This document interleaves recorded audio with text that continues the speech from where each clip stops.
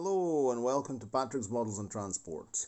So I've been doing some follow-up work on the 04 OTA locomotives by Jouef after finishing the work on the closed cab version yesterday.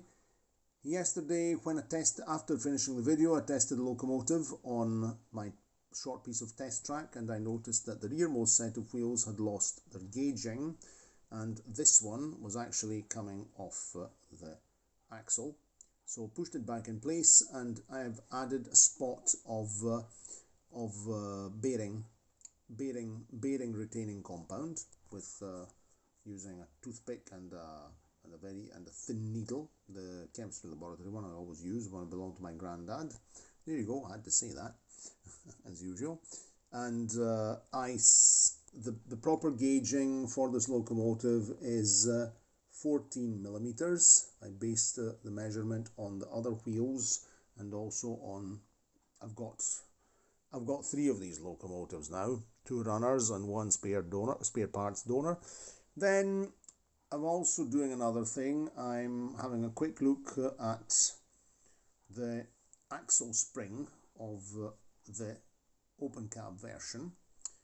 As you can see, it's very important. The correct position of the axle spring is with the rounded part towards the rear, and with the slightly longer rounded part towards the rear, and the slightly shorter straight cut end pointing forwards close to the pulley. Because on the closed cab version, where we have the gear drive, when I fitted it the other way around with the round part forward, it was soiling the gears and it was making a noise.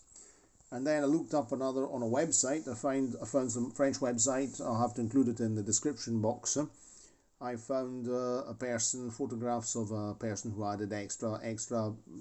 He digitalized the locomotive, etc., and added extra ballast.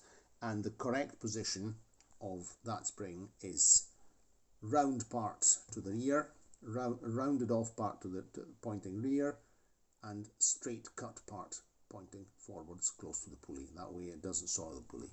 Okay, and so that's that. Eventually this locomotive is going to receive the rear light assembly and wiring from the donor locomotive.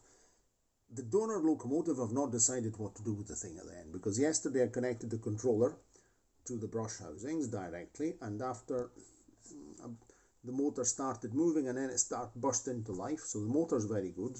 So of course this could be just simply a good quality. Take the motor out, clean it, remove all the rust, and we could have a spare 5-pole Jouef motor which could fit in this locomotive, for example, even if this locomotive is practically new. This one here is a 3-pole, but I'm not interested in changing it because I like to have a locomotive with a different mechanism. It's older, 3-pole and drive gear, and gear drive, sorry. And so I've been thinking what to do with this one. One of the ideas was to remove the motor, keep the motor as a spare, and just replace the missing nuts that hold the linkage.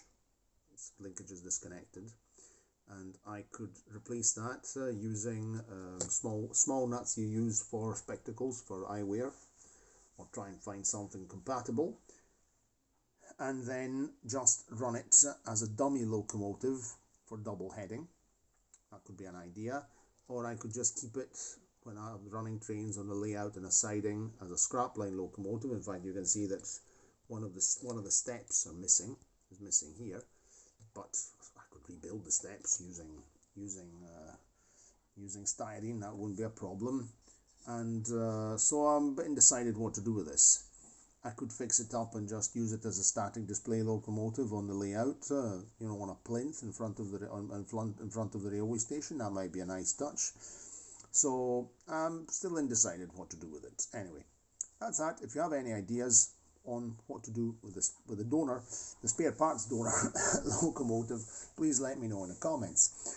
Okay, so that's it. That's that for this evening. And of course, if you like the video, you can give it a like and subscribe to the channel. That's very, very useful. I'm going to implement some new things to help the channel grow in the next days, as soon as I have some time. I've been saying so for a long time, but I keep not having time to do it. And what else? And of course, click the notification bell. So I'll leave you zooming in on the donor chassis. Okay, cheerio, and see you next time. Ciao, ciao.